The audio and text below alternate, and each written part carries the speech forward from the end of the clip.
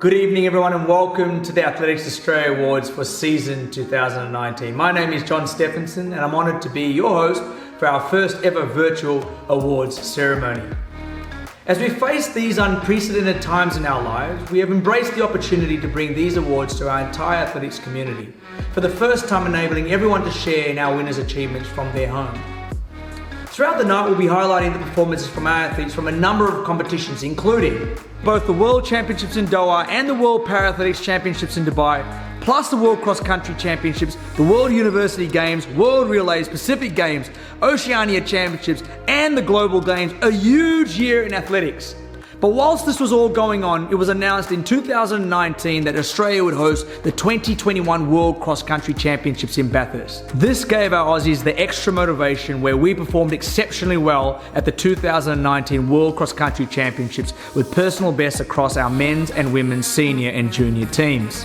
At the World University Games, our team of future Olympians placed an outstanding third on the medal table, winning 10 medals, our best ever result at these games.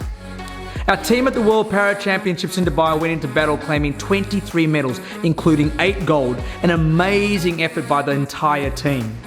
The World Championships in Doha, the undoubted highlight was the last round gold medal throw by javelin superstar Kelsey Lee Barber. Our field eventers continue to shine with top 6 places from Brandon Stark and Matt Denny, but what I liked most was the 28 athletes that placed in the top 16 in the world, really highlighting our best depth in 20 years as a team. Tonight's awards also lets us celebrate the achievements of some of the unsung heroes, the people behind the scenes who without their contribution our sport would not be able to thrive. So alongside our athletes, we also gather to recognise our incredible coaches and officials whose skills and dedication allowed our champions to succeed. Tonight's event would not be possible without the generous support of our sponsors and community partners. These partners support the sport of athletics and their valuable contributions help us deliver amazing seasons year in and year out. So, we have a wonderful evening ahead, so sit back, grab a drink, and join us in celebrating some of the highlights from the athletics season that was 2019.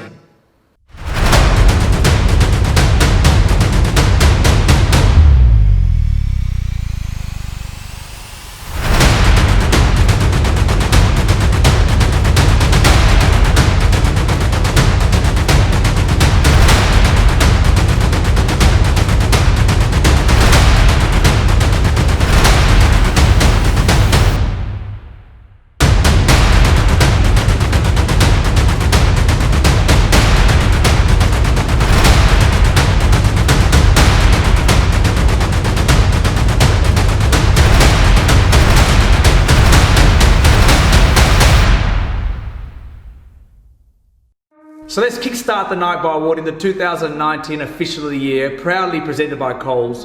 This award recognises the outstanding work that officials do in day out to have athletes out in the track to perform their very best. And the nominees for 2019 are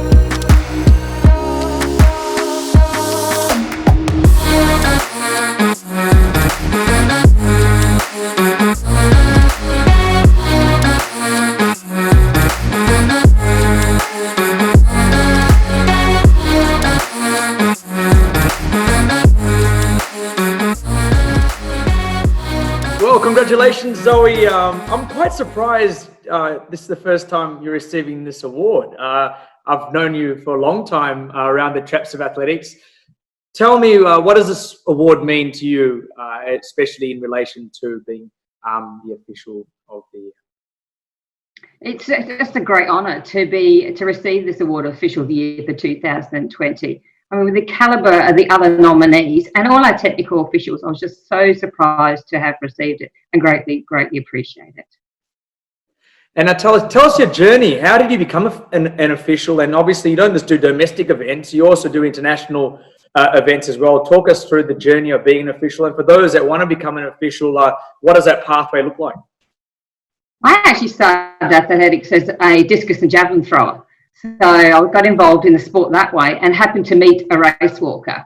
So I used to go out to his events, and instead of just supporting him and handing out the drinks, I thought, well, I like this officiating. So I started off with lap scoring and timekeeping and quite thoroughly enjoyed it and never thought about becoming a judge. It was a few years later and I met Bob Cruz, who at the time was on the IAAF international panel, and he suggested that I become a race walking judge. I mean, I thought, well, no, I couldn't do that. And he kept on supporting me and he said, no, I'll look after you. So he took me under his wing. He became my mentor and took me through the journey that got me over the next few years to become a level 3 Australian technical official in race walk judging. It was in 2009 that Oceania approached me and invited me to go to their seminar and to sit their exams. And I was successful and became on the area panel. 2010, the IAAF came knocking on my door and said, would I like to attend the exams and seminars? Unfortunately, I was not successful on reaching the panel on that attempt. But 2014 came around and I was hungry for it then. I judged as many races as I could, went to the exams, and when that email came through to say I was now an international race walking judge, it was just a joy. And luckily, I was reappointed in 2018. So get to judge domestically and get to judge overseas now and see the top athletes in the walking. It's fantastic. Well, we can hear the love for the sport. What has been your most memorable or favourite event to attend or officiate? There's a few, like the Commonwealth Games, obviously 2018 were fantastic. They were here. I thought you were going to say the Commonwealth Games 2006, the 400 metres men's. Oh, of course, always, yes, but I wasn't judging then, was I? And there's a 3-day multi-event in China that's fantastic. But I think what sticks out in my head is the 2015 World Championships in Beijing. It was my first IAAF appointment, and it was just exciting to go there. Yeah, I mean, all the judges before the event, we line up behind that barrier, we have our official photograph taken, and I'm standing there with international judges, a judge for years. And it finally dawned on me, hold on, I'm here with them. So before the race, I'm in the stadium, you see the athletes come up to the start, and then I thought, this is it. I've finally made it, and then went, time to work now.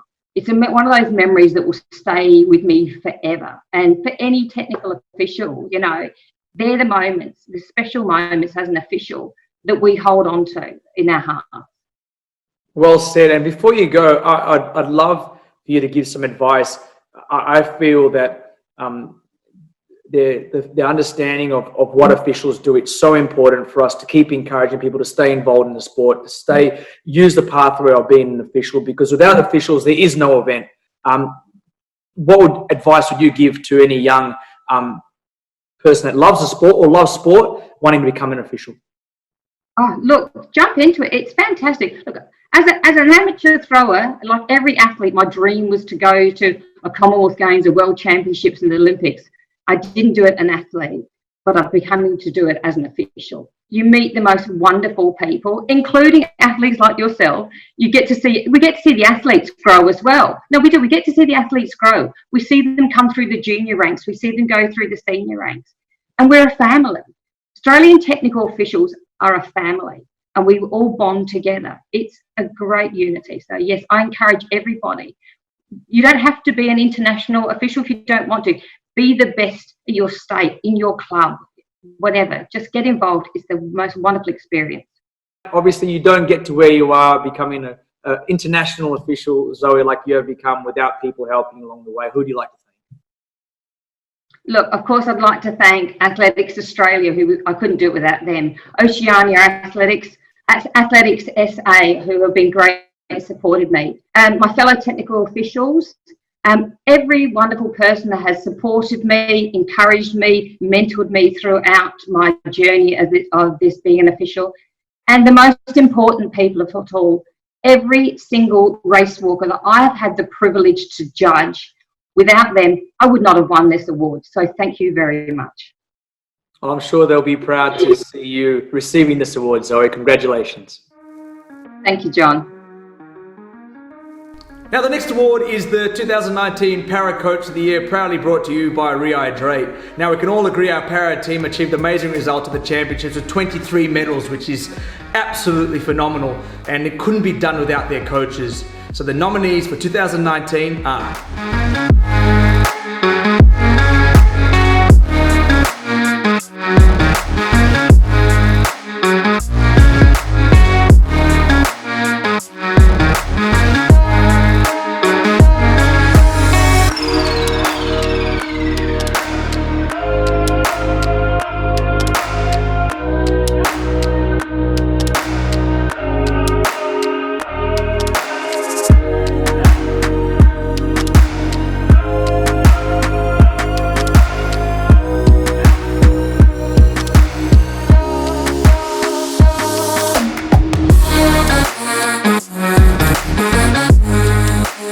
Fellow Saunders, well done, mate. Absolutely awesome effort. You had a crazy 2019 with Dion, Jared, Michael, all receiving podium finishes.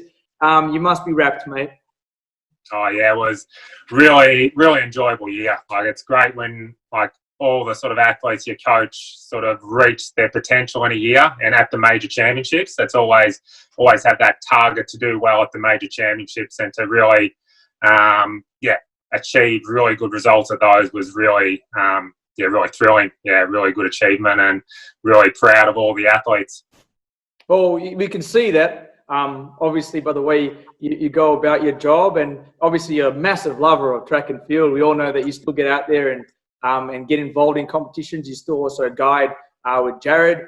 Talk to us. There could be an opportunity in 2020 making the Olympic team and being one of the first coach athletes to be able to double represent at a championships. That really shows your love for the sport, doesn't it? Oh yeah, it does. Like, I've been doing it since I was in high school, and I just love getting out and training. I like getting out with the crew, pushing my body as hard as I can, trying to better myself every day, and just try to be in it with them. And I think they appreciate that, seeing that I'm doing the sessions, I'm trying to make things up to make them better, but also trying it myself to make myself better. And I think as a squad, that's what we do. We just love each other doing well, and we try to really thrive off each other. I think a good result from one athlete makes the other one want to do well too. It's great. I love it. 2020, big transition. Obviously, it's been a difficult year starting off so far. What can we look forward to, obviously, leading now that the Games is in 2021 in Tokyo? What is the plans? How do we move forward from here? Yeah, so it was a big change, and I think that before the decision was made to postpone the Olympics and Paralympics, there was sort of a lot of trepidation with the athletes. So is it going ahead? Is it not? Is it going to get cancelled totally? So I think that decision to postpone was a really good one. Like, that sort of just gave a bit of clarity to the athletes, and basically got another 14, 15 months to be better. And that's the way I've been looking at it. It's like I had Michael and Jared, who were probably odds-on favourites to win a gold medal at Tokyo. And obviously it's a big hit for them, but they can be better next year, and even more of a certainty of winning a gold medal. So I've been using this period just to try and get everyone in better shape, work on some of the fundamentals. We haven't really got the distractions of competition, travel. We've just been able to bunker down and get some really good training done. So, the longer it goes on, the harder it is, but you just have to stay motivated. You have to do things differently. You have to stay together as a group, and that's what we've been doing in this period. So, everyone's tracking along really well, and I can't wait to 2021 to hit Tokyo really hard. Well, before we go, I like my horse racing. I don't mind it. And I always love a bit of late mail. Who we heard about Jared, we know about Michael. I know you might have a couple of athletes that you in your stable that could surprise us. Yeah. So Dion Cairns is the other one. So Dion got bronze medal at Dubai in the 1500 in the cerebral palsy class, but he was the world champion 2017 in the same event. So Dion's been killing it in training in this year. So he's going to be right in the mix for that gold medal, and I know he wants it pretty badly to get a Paralympic gold medal. So Dion's going to be in the mix. Jared, as you said, he's got two events, so the 1500 metres and the 5000 metres, which he won gold at both. His 5K is just getting better and better, and the guiding with Tim and I is going from strength to strength as well. He's got so much confidence in that team. So, and then obviously Michael in the marathon, I don't think anyone can touch him. I would have thought by Tokyo he's going to be 10 minutes clear of his next rival. So get him to the start line and a gold medal is going to be his. And then the fourth member of the squad who might surprise a few people, Sam Harding. So Sam made the Paralympics in 2012 in London but couldn't compete due to glandular fever and has never made a team since. So he was an 800 metre runner. His event went, so the 800 was no longer. He tried 400s, which didn't really work for him. And he started 1500 5K running with me back in probably 2015-16 and was close to making the Rio team and was close again to making Dubai, but he's already got 2B qualifiers for Tokyo. He ran a massive PB of 3:53, actually the day after Jared won his first gold medal in Dubai. So the squad nearly celebrated that result harder than Jared's gold medal, just because how much Sam puts into the sport and how much it means to the squad to have him on the team. And if he can get better than 3:53, he's going to be in the medals. So yeah, that'll be exciting too. And he's in the same class as Jared, so there'll be hopefully two Australians running in that 1500 metres in Tokyo. Well, you don't get there by yourself, Philo. Obviously, you have a great support team around you, not only around that you used to provide for the athletes. Is anybody you'd like to thank before we go? Yeah, obviously my family support me. I spend a lot of time on the road with training camps, competitions. So my wife and two kids, they allow me to do it, allow me to pursue my passion. They come along. They're part of the athlete's journey. The kids love the athletes. They come to training. They feed off their results. So obviously without them, it would be pretty hard to do. All the athletes in my squad, like the para-athletes as well as the able-bodied athletes, they make these results because everyone pushes each other along. It's not an individual sport altogether. Like the squad really does drive some of those results. Obviously, Athletics Australia have given me a lot of support to maximise the results of the athletes, so funding the training camps, allowing me to sort of get the best out of the preparation. So I really appreciate everything that they've given to me and the squad. And the AIS, a lot of my athletes are based in Canberra and utilise the AIS, the strength conditioning, the track, the physio, the massage, like all the monitoring. So it all is all part of the result. So I appreciate everything that all of those people have done. Well, now you got something to show for it, mate, being the 2019 Para-Athlete Coach of the Year. Well done. Look forward to seeing you in 2020 and beyond. Yeah, well done, Phil. Always good chatting to you, mate. Now, our next award goes to the 2019 Junior Coach of the Year, proudly brought to you by Rehydrate. Now, we can all agree that the future of our sport is the most important thing, and nothing more epitomises that than our junior coaches. The 2019 nominees are...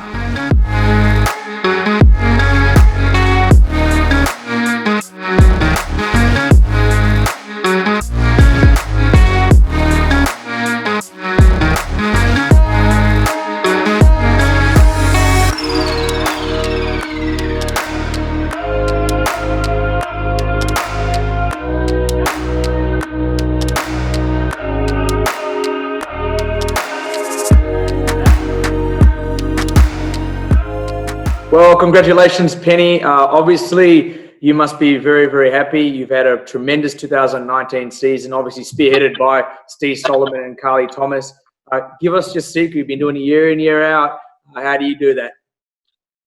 Oh, thanks, John. Thanks very much. Well, I don't know. Everybody says what's the key to success, but I just think it's hard work and having good people to work with.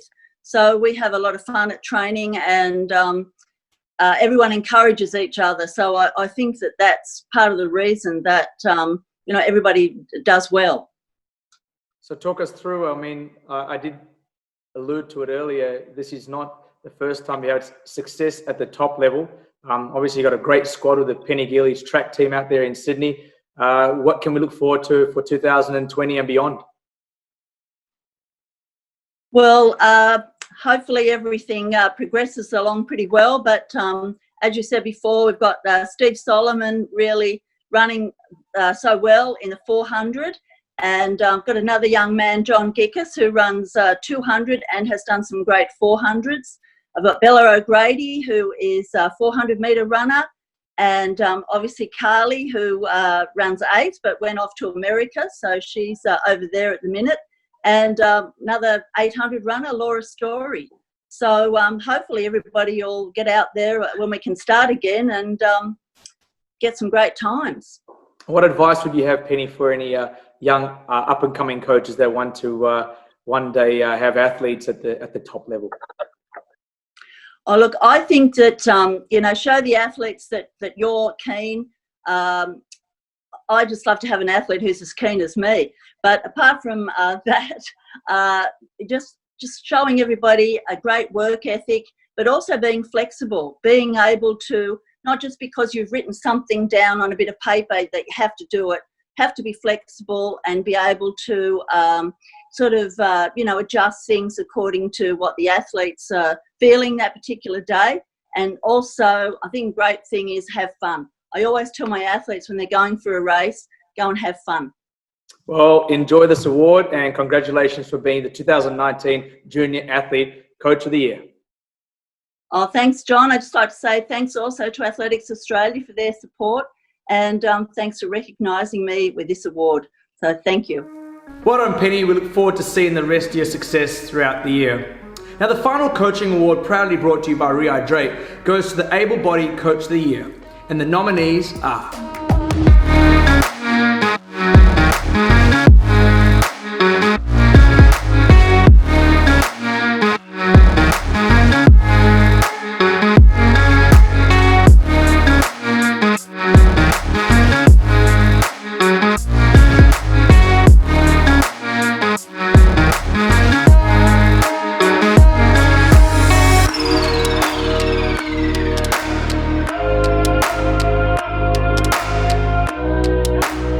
Mike Barber, Able-Bodied Coach of the Year. You must be ecstatic. What a year it's been, 2019. What a season 2019 was, and now 2020. I guess I can say what a year 2020 has been. Talk us, mate, you should be wrapped. Yeah, thanks, Steph. Obviously, it was a pretty amazing year last year. And, Kelsey did something that we'd sort of talked about and planned for and dreamed about. And to see it come to fruition was something pretty special. Well, talking about coaching, the obvious is around Kelsey's success. And again, I was privileged enough to be in Varese in the holding camp, and you were helping Matt Denny quite a lot. Coaching is something you love. Yeah, look, it's something I guess I've moved into. I started in sports science, and I've been very fortunate to be a full-time coach for probably 4 or 5 years now. And yeah, I think it's something it's kind of evolved over the years. I started fancying myself as more of a jumps and multi-events coach, and I've just kind of fallen into the throws side of things. But yeah, look, I think it's just part of my nature. I just enjoy helping people, and being a part of the journey of talented athletes is something I'm very privileged to be able to do. So walk us through. I mean, what are some of the difficulties that you face? We've seen the highlights and the highs, but I'm sure there's a lot of lows and a lot of head scratching that goes as a coach. And for some of those younger coaches that are aspiring to have athletes at the top heights, talk us through how you deal with that. Yeah, I mean, it's, if you just purely looked at on the outside, this season looked amazing. Kelsey was going on PB after PB, but in the background, we were dealing with some shoulder inflammation, and things weren't going as well as it looked on the outside. So part of coaching is just being able to ride the wave. There'll be good days and bad. I think the one thing I've definitely improved over the years is being able to cope with the knocks you take, because I think in your coaching career you're probably going to take more losses than wins. And so being able to deal with that's really important. And I think I've been very fortunate to have a really tight network of other coaches and friends and family who help me, on the bad days as much as the good. So they're there to share the bad times and the glory as well. So I think, I think that's a really important aspect of coaches and young coaches especially. Try and, you can't do it all yourself. Reach out and try and get help from as many people as you can, because someone else has been on the same road as you and they can help navigate it a lot better. Well, I was going to ask you about the support network, because for you in coaching terms, you're quite young and you've had such a huge amount of success thus far. What do you attribute your success to? Oh, look, I've been very fortunate from day one of coaching Kelsey.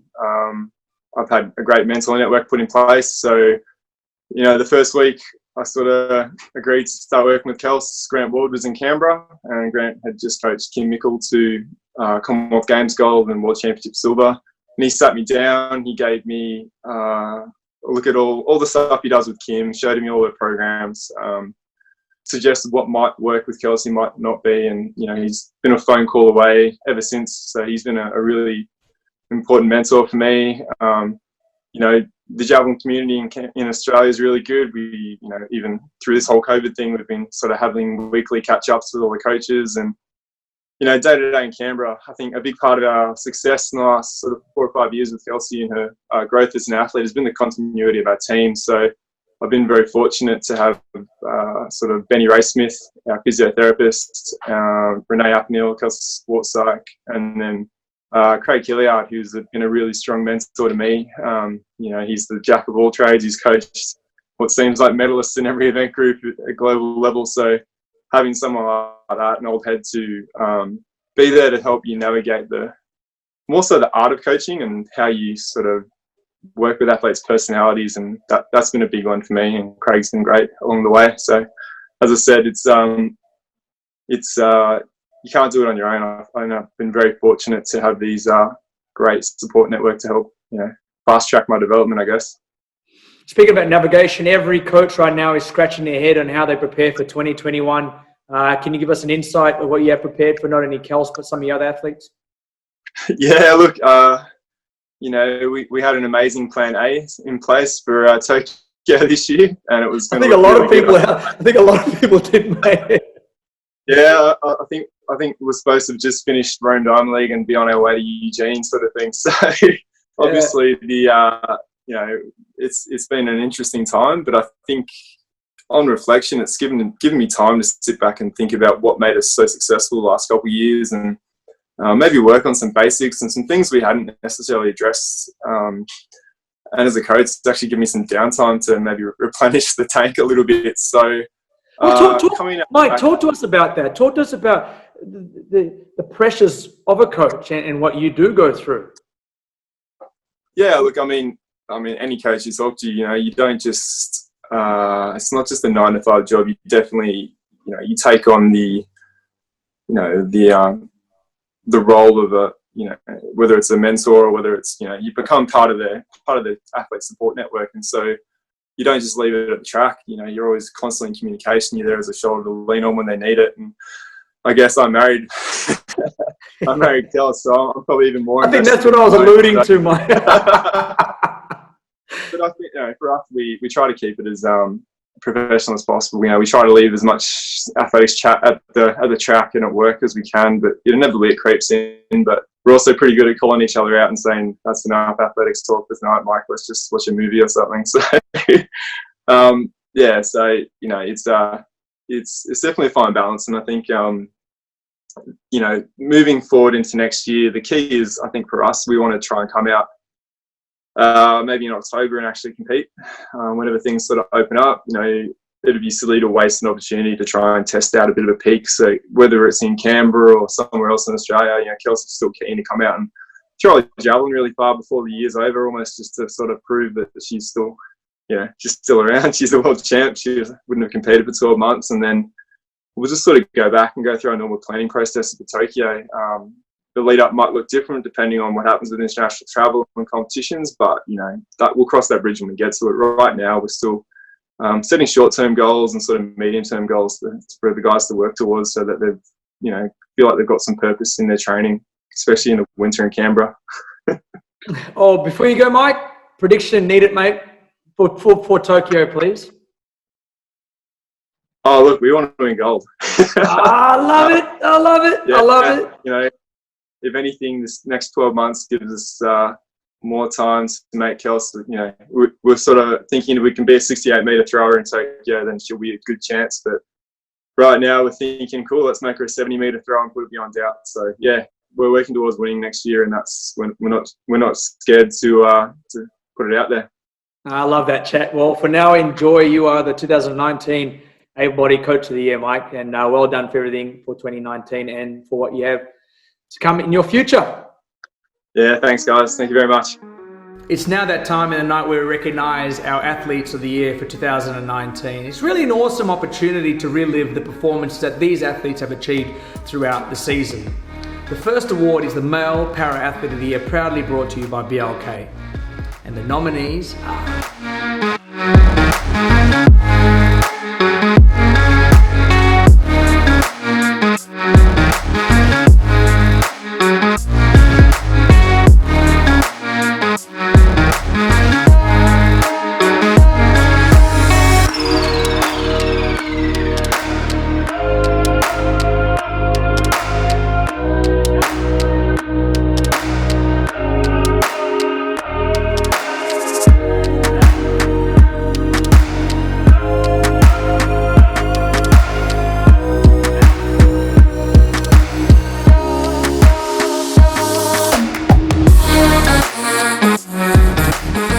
Congratulations, James Turner, Male Para Athlete of the Year for 2019. Talk us through the season, mate.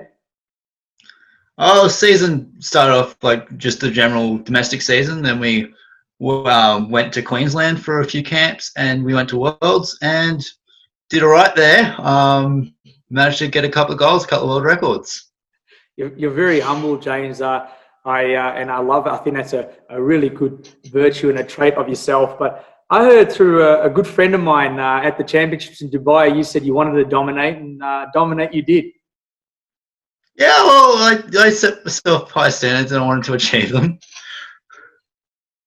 And so talk us through, obviously you don't get to become a champion without the support of your coach. Talk us a little bit about Irina and how she has supported you and to reach the feats that you have.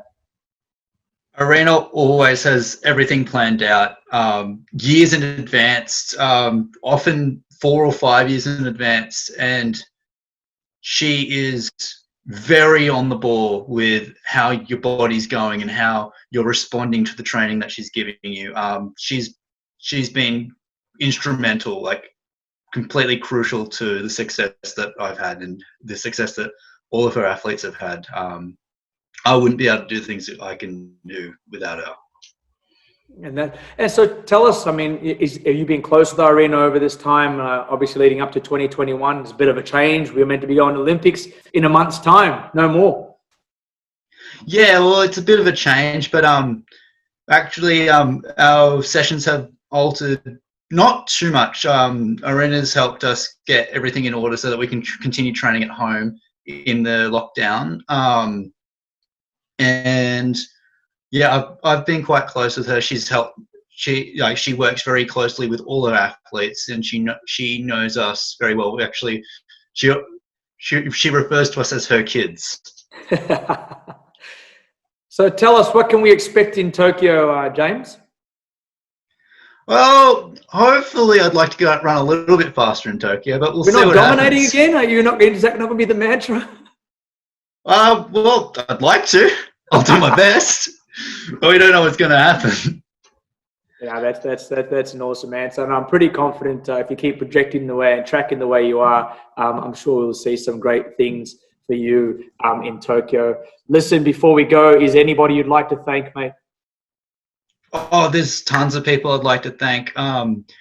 Worlds wouldn't have been the success that it was without all the support staff and the coaches and everyone behind the scenes working as hard as they are. And currently there's lots of people working really hard to get the Olympics and Paralympics to run smoothly, even though there's been quite a bit of difficulties so far. And there's like all my friends and family at home supporting me. It's been really good to have them all like supporting not just me, but all the athletes that are aspiring to do well at Tokyo. Well, congratulations, James. You are the 2019 Male Para Athlete of the Year. Thanks for that. Now, the second Athlete of the Year award for tonight goes to the 2019 Female Para Athlete of the Year, proudly brought to you by BLK. And the nominees are...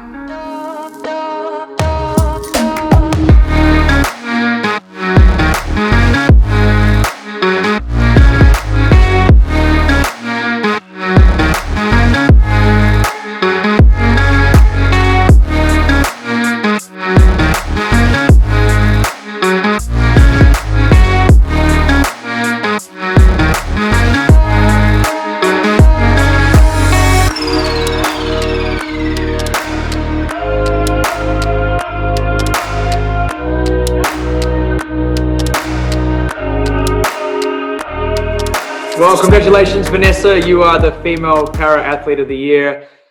Talk to us. This must be a nice culmination of the season 2019 to end it with, obviously, with this award. That's amazing. I'm very grateful for this award. I had a roller coaster of the season, topping it off with a gold medal in Dubai. So now being handed this award alongside those amazing nominees and all these other amazing women of our team. Very excited and very grateful. Yeah, you're right. It's quite a star-studded list when you look at those nominees. Look, we all know it's not an easy journey being an elite athlete, and the last 3-4 months has not made it any easier. How's your goal shifted for Tokyo? I think all of us kind of had to reconsider our plans leading into Tokyo, knowing that the timing will be slightly different.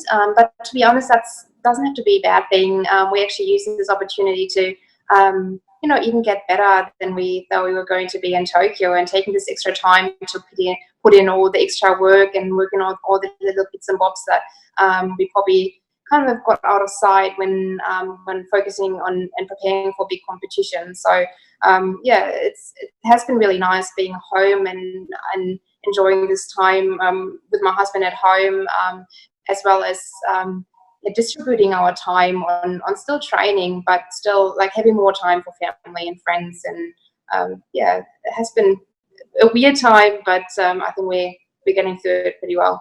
Well, you speak of your husband, and for those that don't know, your husband is Scott Reardon, who is a qualified sprinter.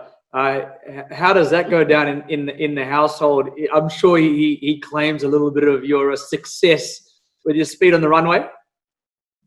No, it's actually not really at all. So we actually have a shared wall for our medals, and we actually always claim that those medals are won together, because a lot of people don't really realize that the team sport, and we have such a big team behind us that make it possible. And obviously the partner, in my case, Scott, is a big contributor to actually winning those medals. And if we both medal, that's even better. Well, that's a good segue into obviously my next question I was going to ask you is, talk to us a little bit more about your team, and was there anybody you'd like to thank for your success this far? That would be a very, very long answer, because there's so many people that have contributed to being medalist at the last World Champs. But our coach is definitely a very big contributor. She is by our side every day, not just during the training sessions, but really 24/7. And she has that talent of being very adaptable and thinking outside the box, working with bodies that aren't the same, and we all carry this disability with us, but want to make it part of our lives and want to make it part of our performance. And I think because she so truly cares about us, not just as an athlete, but also as a person, she puts in all that work to create a wholesome athlete, a wholesome person that also has life beyond sport, that also has values outside of sport. And all of us is we're really a team. We have teammates alongside us that help us through the day-to-day training sessions, and we have the physios and massage therapists that help keep our bodies into one piece, really. And then we have Biomax and our IDs men, and all the little bits and bobs that make it possible to bring home a medal for our country. Well, you did a good job, because I do agree there's a lot that goes behind winning a gold medal, and we look forward to seeing you in Tokyo winning many, many more. We wish you all the best, and congratulations tonight for your award. Thank you very much. Up next is a category that really excites me, and that's the Junior Athletes of the Year, proudly brought to you by Commonwealth Games Australia. Now, this is a category which allows us really to recognise outstanding performances by our junior athletes, and really gives us the precursor of what our future looks like in the sport of athletics. The next award that I'm going to present is the Able-Bodied Male Junior Athlete of the Year for 2019. And the nominees are...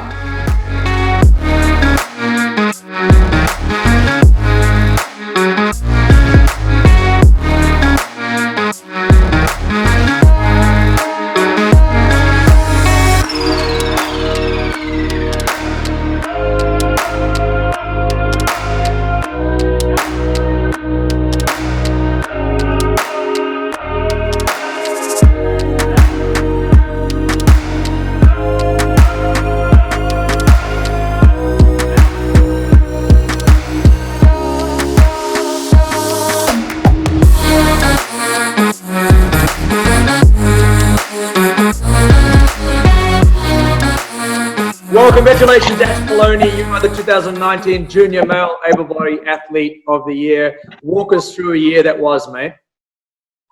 Yeah, 2019 was a pretty awesome year for me. I started the year for Bang with the Burnie gift race. That was awesome. There had a lot of awesome people there. And then I got the 2019 Nationals. Not the best comp of my life. I fouled out in the long jump. So I just went, scrap that. Let's go for Gotza, see what we can do there. Day one was one of the best decathlons I've ever had.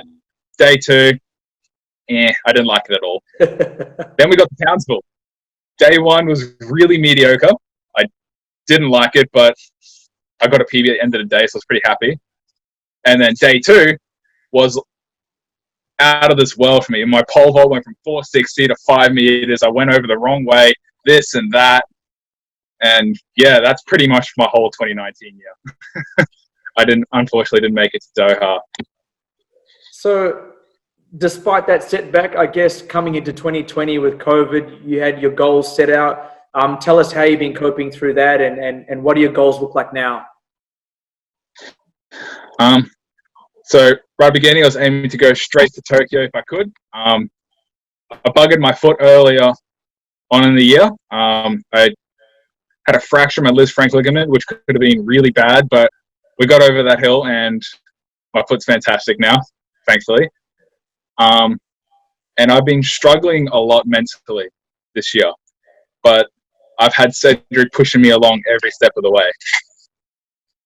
Well, talk us a little bit about Cedric. He's obviously been, I guess, the leader in the decathlon in Australia over the last couple of years. What does Cedric mean to you in helping you aspire and reach to your goals? And as sort of not the mentor, or maybe Cedric being sort of the older athlete, are you now sort of looking at Cedric, well, it's my time now to take over? So we actually kind of discussed this a little bit when I eventually started Opens, because I started early. And we didn't want to be like bashing heads and training and being angry at each other or anything like that. And we wanted to keep our environment friendly and trying to get each other to do better. So training now is really positive, because obviously you can't have that. We are going to bash heads a little bit, which is good. Pushes us both a lot to ridiculous amounts sometimes, where we're vomiting on the side, both of us. But it's like fearful pushing, if that makes sense. So tell us, for a young aspiring decathlete that's out there, and not even a decathlete, a young junior athlete, you've had great success as a junior. What would be some of, I guess, the advice you'd give to them? It's hard because I never followed advice myself. I I We can always start with went maybe to the dyeing vet. your hair blonde and looking sleek. Maybe that can help. Just you do you, man. Like, just be yourself. Yeah. If you just keep copying other people, you're just going to get the same result. Yeah. That's awesome advice, mate. And now, obviously, finally, there are obviously a lot of people that have helped you get to where you are today. Is anybody you'd like to thank? I would like to thank my coach, Eric Brown, and my team for making sure I'm in cracking shape when it's crunch time. I would like to thank Nick Beddoe for supporting and guiding me this year. He's been really awesome. And obviously, I'd like to thank my family supporting me in every way they can. Well said. We look forward to seeing you obviously compete next year and making the 2021 now Olympic Games in Japan. We wish you all the best, Ash, and congratulations for winning tonight's award. Thank you very much. Congratulations, Ash. Can't wait to see how you progress for the rest of your future. Now, the next award goes to the Junior Female Able-Bodied Athlete of the Year, proudly brought to you by Commonwealth Games Australia. And the nominees are...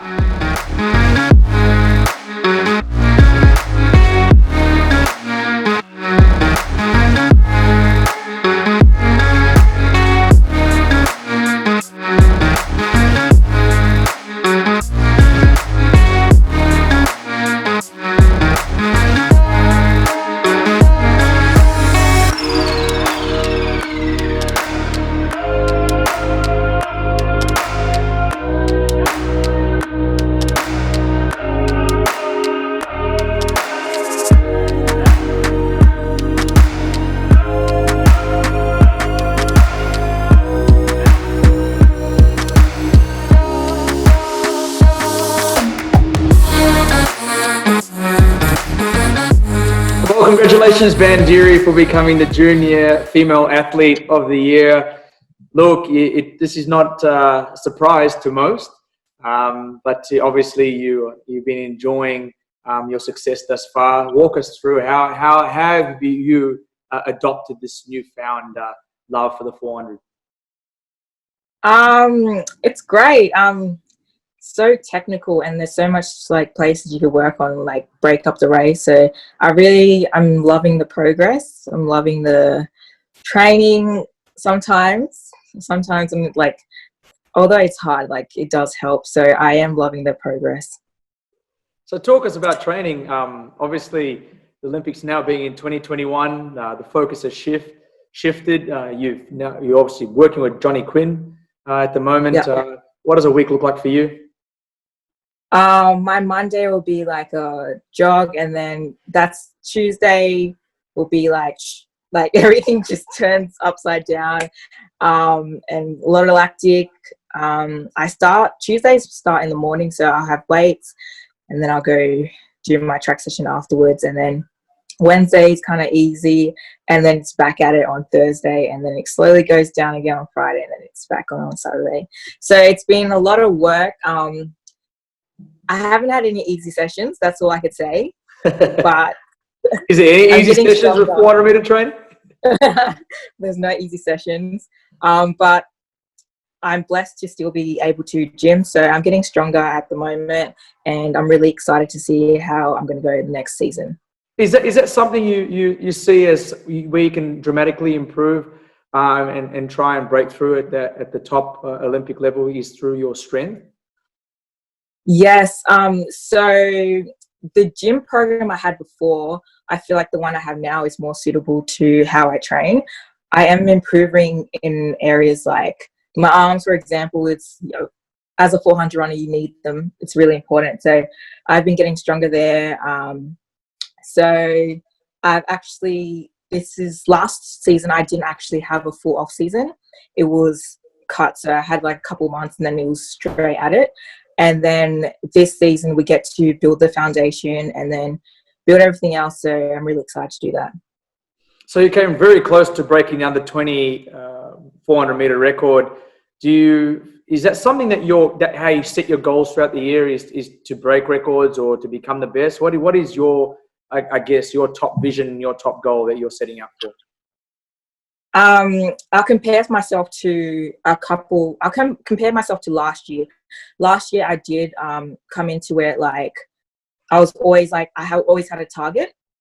But this season I sort of went into the season just running, and I feel like for the under 20 record, it was there. Like I did want to go for it, but I wanted the Olympic qualifier more. So when I did see the time, I did just take the Olympic qualifier. Yeah. So obviously, as I know, you don't get there by yourself. Is there anybody you'd like to thank for you to get this, that you've, and how far you've gotten to now? Definitely like to thank my parents. Since I just did get signed this year, so it was my parents helping me. I was a full-time athlete.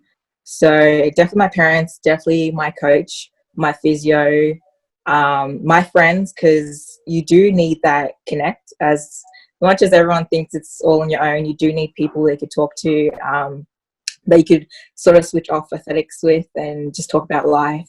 So definitely those kind of people like you need in your life. So definitely thank that. And my agent, yeah.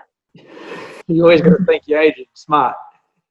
Well, congratulations, Mandiri, for becoming the 2019 Junior Athlete of the Year. Thank you very much, John. Now we're down to the final two awards for tonight, proudly brought to you by Coles, and this award goes to the Male Able-Bodied Athlete of the Year. And the nominees are...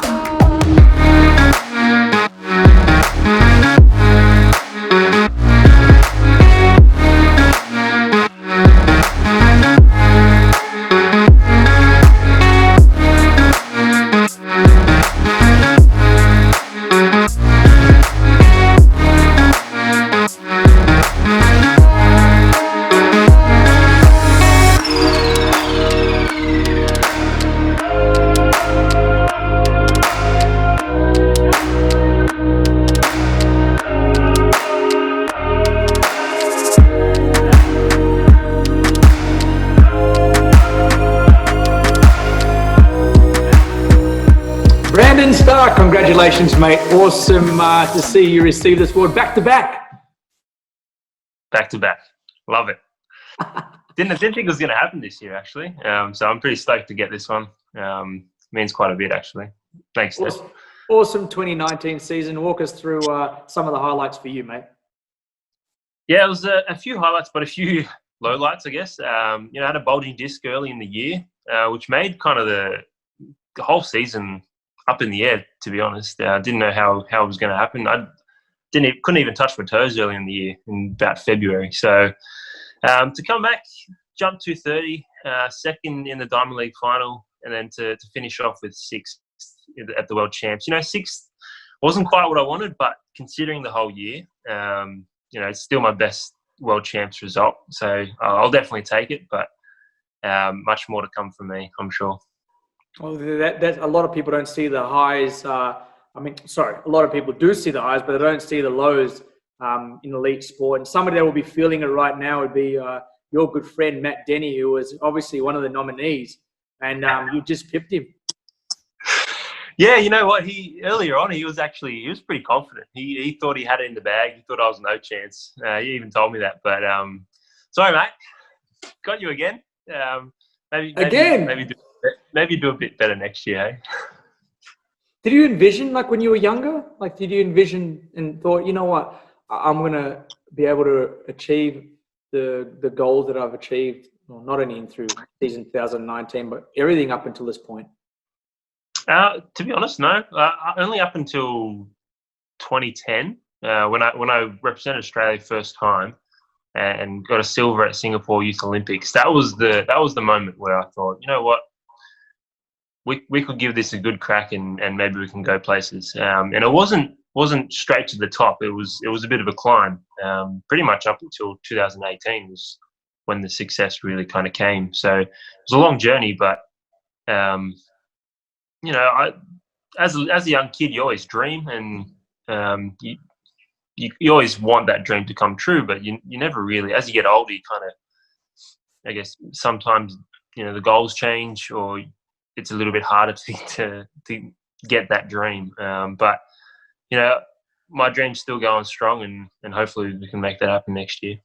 I think a lot of people don't recognise the importance of what the international and European season means to an elite athlete. You had a tremendous Diamond League series throughout the season, and obviously clearing the 2-meter-30 barrier a number of times.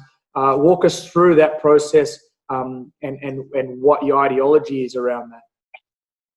Yeah, look, the international scene is huge for us, especially in high jump. You know, we don't have the depth really to push above the 230 mark, and that's definitely what you need to be world class. So the Diamond Leagues, that's where it's at for me.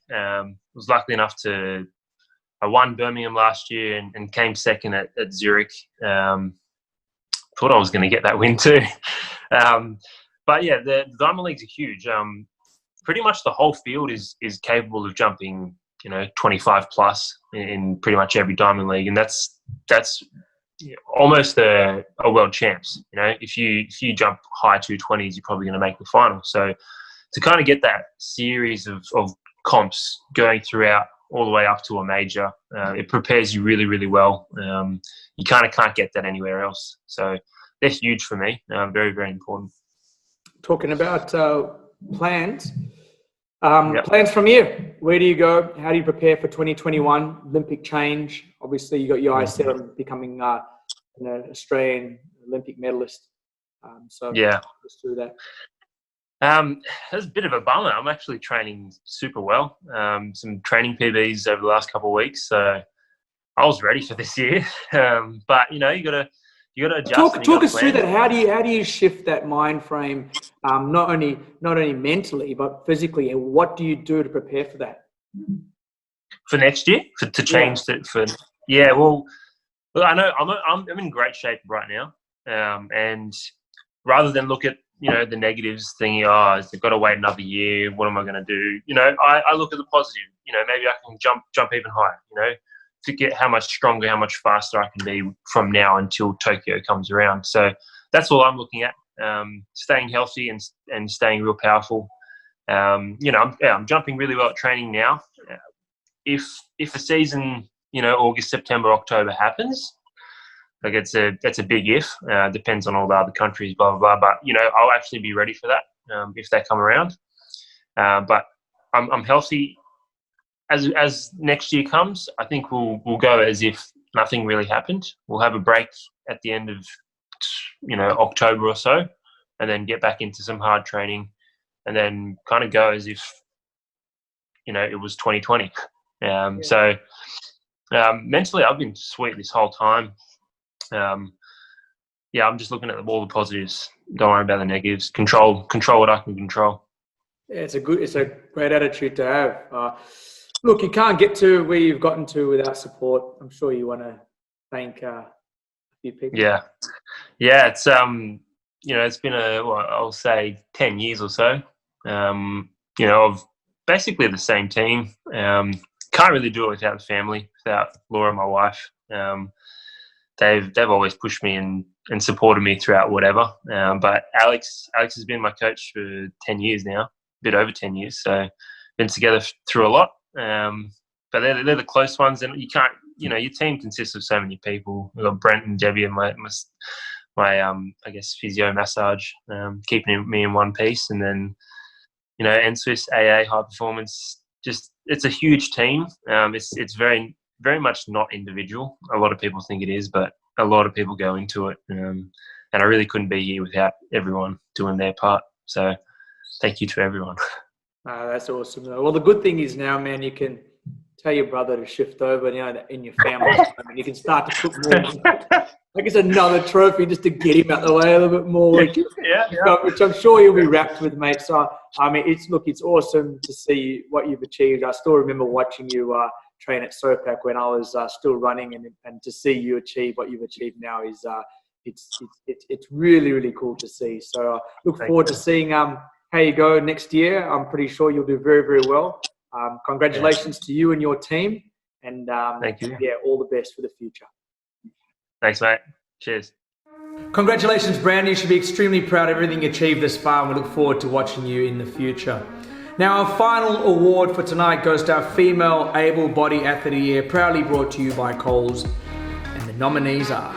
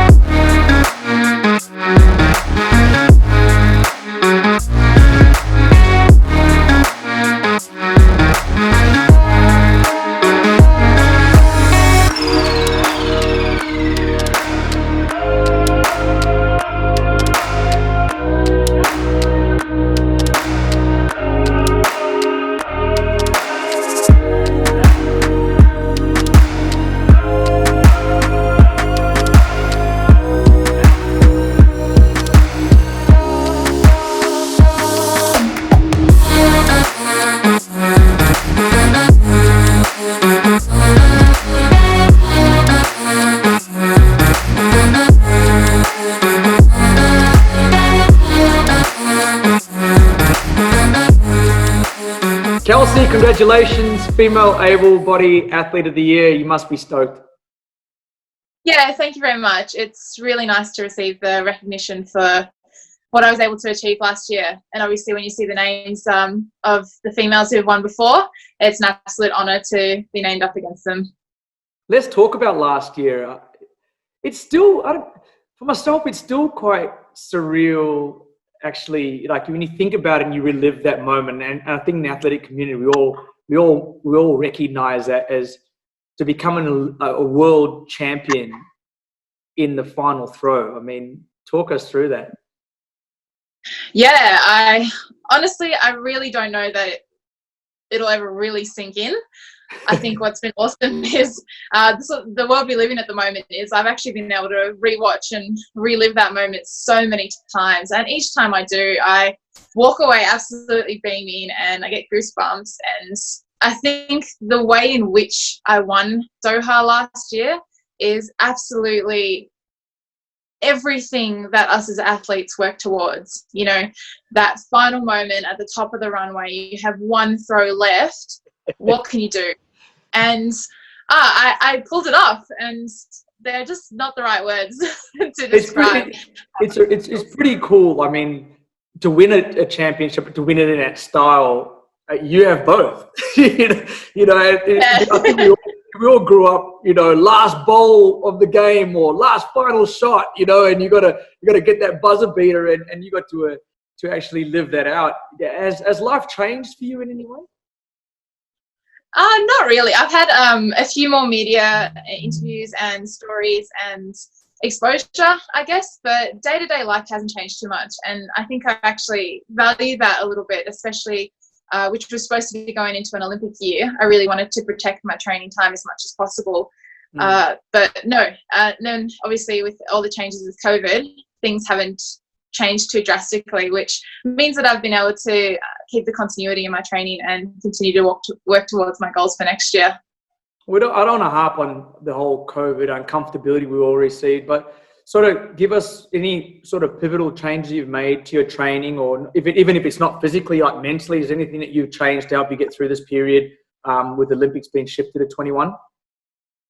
Yeah, I think we obviously took some time just to accept that there were some changes that were happening, and especially the move of the Olympics to next year. But Mike and I sat down and really tried to put together a constructive manner in which we can use this time. And I think what we're really working towards now is pushing my throw further. I really believe I want to go into next year being an absolute top of my game, competitive, and walk into the Olympics as really as one of the favourites to win the gold medal.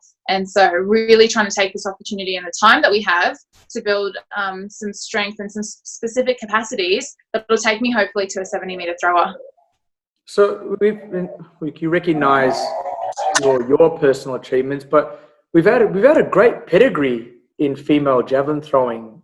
Like, is that something that's sort of synonymous with Australians or Australian athletics? I've got a daughter. Should I be getting into javelin throwing? Because we have a lot of good Absolutely. success. We've got heaps of success in javelin throwing. Do you find that that's what got you to where you are today? Was the pathway that you've seen the ladies that have been before you? I certainly think it's helped. Definitely having role models, and especially the likes of Kim Mickle and Catherine Mitchell competing at that world stage as I was coming through certainly showed me that it's possible. It's absolutely possible to achieve great things in us. And I just think it's wonderful that I was sort of able to have them there with me in those early days. Well, you're at the top of the mountain now, so I'm sure they're probably getting inspired by you going, you know, and I think that's the beauty of our sport, and especially in athletics, is that when your training partners and the people you're working with, once you see them, you know, achieve goals, you start to make it your reality. Now, you mentioned you keep referring to him and we, and that's your coach, Coach Mike. Yes. I'm sure you got a few people you want to thank as well besides him, because it was awesome seeing you two work hard. I had the privilege of being at the holding camp in Barese and seeing you quietly, patiently work behind the scenes and be able to achieve that goal in Doha. Yeah, absolutely. I think I wouldn't have had the success I did last year without the wonderful team that support me day in and day out. And obviously at the top of that list is my husband and coach, Mike. So we're lucky we share the ups and the downs together, but to have him in that moment and share the success with me is obviously just a wonderful thing. But he's not the only person, so I'd really like to say thank you to Renee Apanil, who has been my sports psychologist from the very start, and we have a wonderful relationship together. Benny Ray-Smith is my physio in Canberra.